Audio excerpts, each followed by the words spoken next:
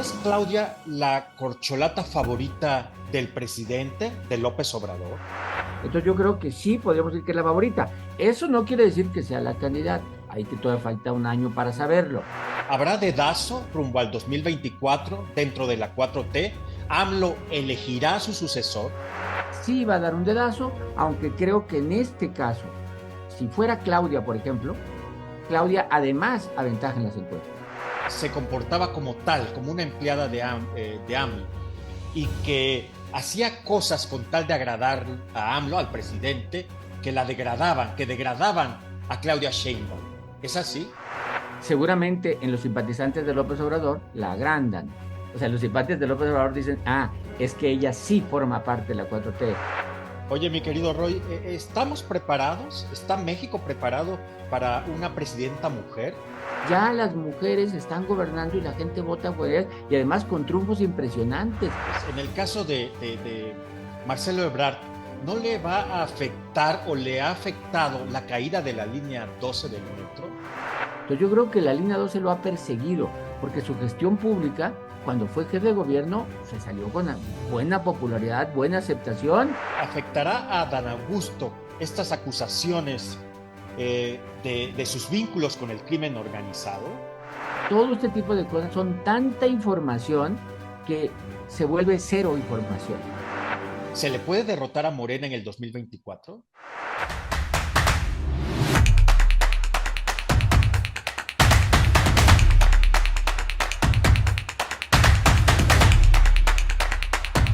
Entremos en materia, mi querido Roy Campos, presidente de Consulta Mitofsky.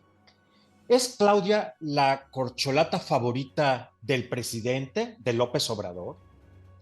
Sí, sí, ya, a ver, pongámoslo así, o al menos el presidente se encarga de que así lo veamos. O sea, ¿no? Se encarga de ponerle los principales eh, foros, de hablar mejor de ella, de mostrar más cercanía. Y no nomás eso, alrededor de ella está la gente más de confianza, aquella a la que alguna vez Monreal llamó la nomenclatura, a la que en 2018 en 2017 llamó la nomenclatura. Entonces yo creo que sí podríamos decir que es la favorita. Eso no quiere decir que sea la candidata. Hay que todavía falta un año para saberlo. Pero hoy, digamos que las probabilidades de ella son las mayores. Se estilaba el dedazo, es decir, el presidente en turno elegía a su sucesor. Mi pregunta es, Roy Campos, ¿habrá dedazo rumbo al 2024 dentro de la 4T? ¿AMLO elegirá a su sucesor? Mira, para estas nuevas generaciones, efectivamente se debía el dedazo porque decían que el gran elector era el presidente elegía al que seguía.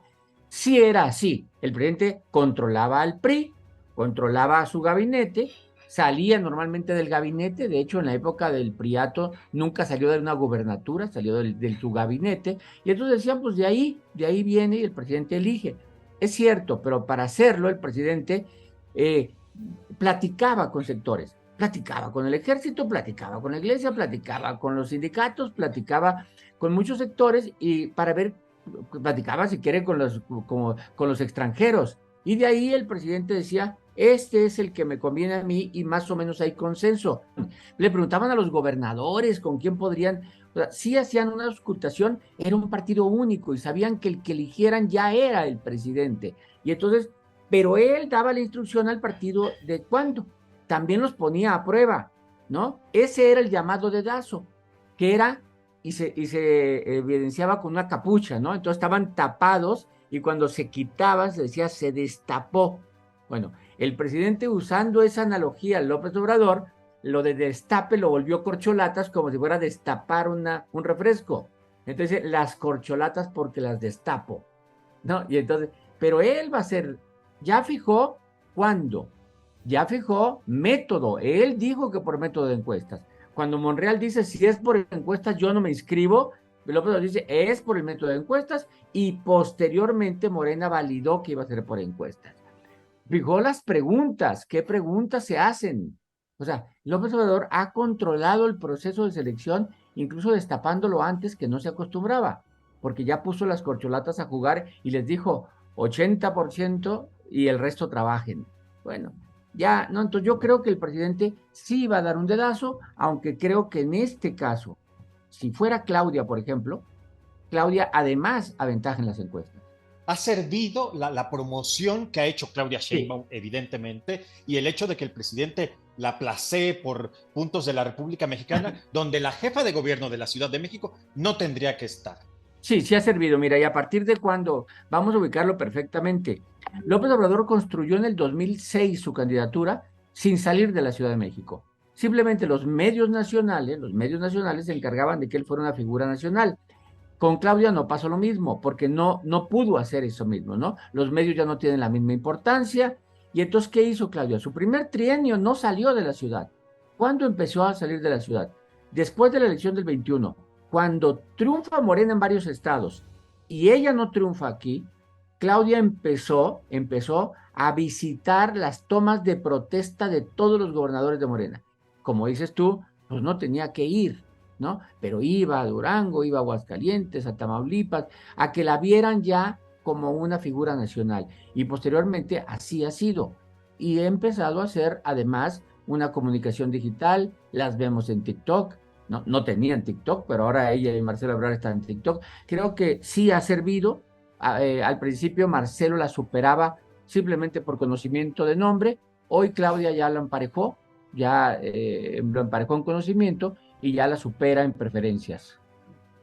Claudia Sheinbaum evidentemente es una mujer preparada, es una doctora, es una mujer que sabe, aunque muchos en la oposición lo nieguen. Sí, Tiene ella, en todo caso entiendo con esto, las credenciales para ser candidata. Sin embargo, hay quienes acusan, y esto lo sabes mejor que yo, que le falta carisma, que le falta empuje, que le falta gracia. el problema es que la vamos a comparar permanentemente, la vamos a estar comparando con López Obrador. O sea, no es López Obrador. Los simpatizantes de Morena la quieren a ella, pero, pero no es López Obrador. Pero no nomás ella. Si tú pusieras así a cualquier corcholata, cualquiera de los aspirantes, la comparación con López Obrador sale perdiendo. También, no es una mujer que haya hecho su carrera a base de su carisma personal, sino de eficiencia administrativa y cercanía con López Obrador. La ventaja de ella, ¿por qué va entre las encuestas? Porque los simpatizantes de Morena ven en ella la continuación de la 4T. O sea, ella es la que me garantiza que va a seguir López Obrador. Pero efectivamente, no es una mujer construida a base de carisma, sino más bien construida a base de cercanía con el presidente y eficiencia en su gestión pública. Sí, porque bueno, no puede construir su candidatura o su precandidatura con base en el carisma, pues porque no lo tiene, Roy, eso tú Así lo es. sabes mejor que yo. Fíjate que en una entrevista en este mismo espacio que tuve con María Elena Morera, a quien tú conoces muy bien, presidenta de Causa en Común, me dijo que a pesar de que no era una empleada de AMLO, Claudia Sheinbaum se comportaba como tal, como una empleada de AMLO, y que hacía cosas con tal de agradar a AMLO, al presidente, que la degradaban, que degradaban a Claudia Sheinbaum. ¿Es así? A ver, la degradaban en los ojos de alguien, en los ojos de algunos, ¿no? Eh, Seguramente en los simpatizantes de López Obrador la agrandan. O sea, los simpatizantes de López Obrador dicen, es que ella sí forma parte de la 4T, ella va a formar parte del grupo, así somos todos. Hay que pensar, López Obrador dividió a la población, hay gente que no le gusta López Obrador y hay gente que sí. Cuando ella dice, por ejemplo, lo vamos a hacer claro, en la primera etapa de la pandemia, ella usaba cubrebocas, aunque López Obrador no usara cubrebocas. Y ella, decíamos, ella tiene figura propia, pone sus propias reglas, y era la única que cuando iba a la mañanera, todos sin cubrebocas, y ella con cubrebocas. Bueno, ¿no? Después de la elección del 21, en aquel informe del presidente, el 1 de septiembre del 21, se paró y se quitó el cubrebocas. O sea, y apareció sin cubrebocas. ¿Cómo se leyó? Diciendo, lo que haga el presidente hago yo. No sé si eso la degrada ante muchos, pero ante los simpatizantes de López Obrador dijeron, esta es nuestra, va con nosotros. Entonces yo creo que más que degradación es pues, simplemente, voy a decirlo hasta peor, si quieres, ¿no? La unió a la manada. O sea, no, o sea, es decir, No, la bueno, unió. nunca mejor dicho, mi querido O Roy. sea, la unió, o sea, forma parte de todos los que estamos aquí. Se juntó con nosotros y no jugó afuera, jugó con nosotros. Oye, mi querido Roy, ¿estamos preparados? ¿Está México preparado para una presidenta mujer? Mira, sí, y Tony, no es crítica porque además es clásico, creo que esa pregunta debería de desaparecer de alguna, pero yo creo que sí, fíjate nada más. Hoy en día ya gobierna México, ya 9 mujeres de las 32, 9 de las 32. Y en el Estado de México seguramente va a ser una mujer. Ya las mujeres están gobernando y la gente vota por ellas, y además con triunfos impresionantes. Mara Lezama ganó con más del 60%. Entonces yo creo que es una pregunta en donde el ciudadano ya no está pensando si es hombre, si es mujer, sino de dónde viene y qué va a hacer, con quién juega, es de Morena, es contra Morena, confío en ella. Yo creo que está pensando en otras cosas. Dime una cosa, pasemos ahora a los hombres. En el caso de Marcelo Ebrard, ¿no le va a afectar o le ha afectado la caída de la línea 12 del metro? Mira, yo creo que sí, y así si me apuras, eso es lo que más lo persigue. No es algo de la caída. Si tú recuerdas ya, se salió 6 años de este país ante los escándalos de la línea 12. O sea, también el sexenio anterior se suspendió la línea 12 en el periodo de Miguel Mancera, se investigó la línea 12, se corrigió a la línea 12 y en ese periodo le aparecieron, junto con la línea 12, le aparecieron que si tenía una propiedad en Río de Janeiro, ahí en la costa de Río de Janeiro o algo, y en ese periodo, o sea, ellos no gobernaban, se salió del país, regresa del país y cuando es canciller se cae la línea 12 y vuelve a ponérsele el cuestionamiento si fue diseño o mantenimiento. Entonces yo creo que la línea 12 lo ha perseguido porque su gestión pública, cuando fue jefe de gobierno, se salió con una buena popularidad, buena aceptación y dejó pasar a López Obrador, digamos, en ese 2012. Posteriormente, como canciller, ha tenido bastantes logros. O sea, la relación con Estados Unidos no la podemos entender si no es por su gestión. Entonces, yo creo que las vacunas no las tramitaba, no las conseguía la Secretaría de Salud, las conseguía Marcelo Ebrard. Cuando hubo el desabasto de gasolina, ¿a quién le encargaron conseguirla ¿no? para trasladar la gasolina? A Marcelo Ebrard. Las negociaciones del Temec, está Marcelo Ebrard. Entonces, Es el creo que apagafuegos de López Obrador, ¿no? sí, sí, Oye, mi Roy, ahora te pregunto también, ¿afecta la caída de la línea 12 la precandidatura de Claudia Sheinbaum? hasta Porque ahorita fue en no. su gobierno, porque fue la falta de mantenimiento también. Oye, no nomás fue en su gobierno, sino no ha cumplido la promesa de que en un año lo iba a tener funcionando, y etcétera, etcétera, ¿no? O sea, pero hasta ahorita no le ha afectado al grado de que semanas posteriores a la caída viene la elección, pierde 9 alcaldías y no pierde Tláhuac. O sea, no pierde Tláhuac, donde están los principales usuarios de la línea, y no pierde esa alcaldía, ¿no? Entonces yo creo, sí le ha afectado, sí se habló de ella, sí va a usarse en campaña, ¿no? Sí va a usarse en campaña, pero hoy, digamos que para sus ambiciones de candidatura, no por su popularidad, la popularidad sí se le afectó y electoralmente sí hubo afectación, pero para su posibilidad de candidatura creo que no.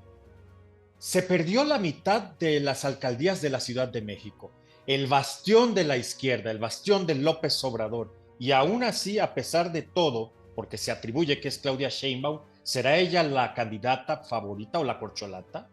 Sí, yo creo que sí. Aún así, sí, más bien, nuevamente, así como hablamos del cubrebocas, cómo cambia la actitud de Claudia, cambia la actitud del presidente a partir del 21 hacia la Ciudad de México. Parte de la crítica o de la autocrítica que se hicieron en la Ciudad de México es por qué perdieron la Ciudad de México. ¿Por qué? Pues una gran parte dijo porque la caída de la línea 12. No fue por las buenas campañas de la oposición. O sea, no fue porque qué campañón se hizo en Tlalpan, ¿no? O qué campañón se hizo ¿no? en Coyoacán. No, fue porque el coraje de la línea 12 y la mala aprobación aquí en la Ciudad de México del presidente López Obrador, o sea, no de Claudia, del presidente López Obrador, que aquí se le evaluaba mal, hizo que la gente saliera a votar y dijera, no me gusta Morena, entonces voto por quien le pueda ganar a Morena. Bueno, pero eso hizo cambios de actitud. El presidente empezó a hacer actos en la Ciudad de México, que no había hecho ningún acto en la Ciudad de México, y empezó a hacer actos en la Ciudad de México, y en esos actos le levantaba la mano a Claudia. O sea, como diciendo a los habitantes, aquí está la heroína. Corrieron no nomás al encargado de los programas sociales a nivel nacional, que ahora regresó a su puesto en el Senado, sino en la Ciudad de México. Modificaron toda la estructura de los programas sociales. Es decir, sí hubo una autocrítica, no nos puede pasar en el 24, cambiemos lo que hacemos aquí. Y sí hubo unos cambios, ¿no? ¿Es Adán Augusto López, el secretario de Gobernación, el as bajo la manga? Sí, bueno, yo le llamaría el plan B. Yo creo que el plan B es Adán Augusto, el plan C es Marcelo. Por ejemplo, alguien diría, ¿por qué permite que Marcelo esté haciendo tanta campaña en TikTok o algo? ¿Por qué? Porque además cuesta eso, cuesta. ¿Por qué lo permite? ¿Por qué no le dice, ya, tranquilo, ya elegí, ya, date en tu casa? Creo que al presidente no le molesta tener alternativas que puedan competir. A ver, mi querido Roy, ¿afectará a Adán Augusto estas acusaciones de sus vínculos con el crimen organizado? Mira, yo creo que si él fuera el favorito, si lo vieran como el favorito, tuviera el número uno en las encuestas, esto que se filtró fuera, no dejara de estar en los medios. Todos lo trajeran, fuera el discurso. Aquí fue lo que está pasando con el hackeo de las guacamayas. Y entonces esto que dices de que se había hecho pactos o no en Tabasco, o que si en San Luis pasó algo, que si en la Sedena pasó algo, que si sabía la Sedena lo de los jesuitas, que si, o sea, todo este tipo de cosas son tanta información que se vuelve cero información. Luego hablaremos de la oposición, pero rápidamente dime, ¿quién sería el bueno de la oposición? ¿Ves que hay alguno que verdaderamente pueda dar batalla? Eso por un lado. Y por otro, ¿se le puede derrotar a Morena en el 2024? ¿Se le puede derrotar? Sí. En el 2021 se demostró. E incluso si nos vamos al 2018, en el 2018 López Obrador sacó 53%, ¿no? 53%, ¿no? Ganó porque los otros estaban dispersos. Y era López Obrador y ya no va a estar en la boleta. Así que esperemos que el próximo saque 53%, o sea, es fuerte, pero bueno, eso es lo uno. Dos, ¿se le puede derrotar en el 21? En el 21 se quedaron a 3 puntos los partidos opositores de alcanzar a los partidos oficialistas, a 3 puntos, quiere decir que sí se le puede derrotar. Hay condiciones, vayan juntos, encuentren un candidato relativamente nuevo. ¿El hijo de Colosio? ¿Colosio Junior? Sí, para mí, desde la vez pasada que platicamos, te digo, es una opción. Es una opción cuando dices, es que está muy nuevo, no ha demostrado nada. Pues justo, una de las condiciones es que sea nuevo. Una de las condiciones es que tuvo una etiqueta de víctima del sistema. ¿Qué más víctima del sistema podemos pensar que Luis Donaldo Colosio hijo? ¿No? Que tenga una etiqueta de que no pertenezca a los partidos tradicionales, no pertenece a los partidos tradicionales, ¿no? Entonces, no trae ese rechazo. Entonces yo creo que alguien así, si no él, alguien así, el problema es que va pasando el tiempo y no aparece. Aparecen nombres como Lili Telles, por ejemplo. Lili Telles es otro personaje nuevo en la política, ¿no? Entonces podría ser, no se le puede acusar de que es que hubo desfalco, pues si nunca ha gobernado nada, ¿cuál desfalco? Recuerda un poco lo de Calderón, cuando Calderón fue candidato en 2006, pues ¿de qué lo podías acusar, no? De haber sido dado un ratito Banobras, un ratito secretario de Energía y ya, pero no había tenido tiempo ni siquiera de crear una estructura, nada, entonces no tenía realmente negativos más que ser panista, ¿no? Algo así Que ya era podría suficiente. que ya era suficiente, sí, en este momento más, por cierto, panismo y el periodismo pesan muy mal ahorita. Mi querido Roy Campos, gracias. Muchas gracias por tu generosidad, por tu sapiencia en estos temas y por compartirlos, evidentemente. Roy Campos, presidente de Consulta Mitofsky. Gracias, Tony. Hasta luego. Muy bien, gracias, mi Roy. Esta fue la revolución del debate en la llaga. ¿Y tú, por quién apuestas? ¿Quién es tu precandidato, tu corcholata o llámale como quieras? Yo soy Tony Aguirre. Esto fue En la Llaga. Hasta la próxima.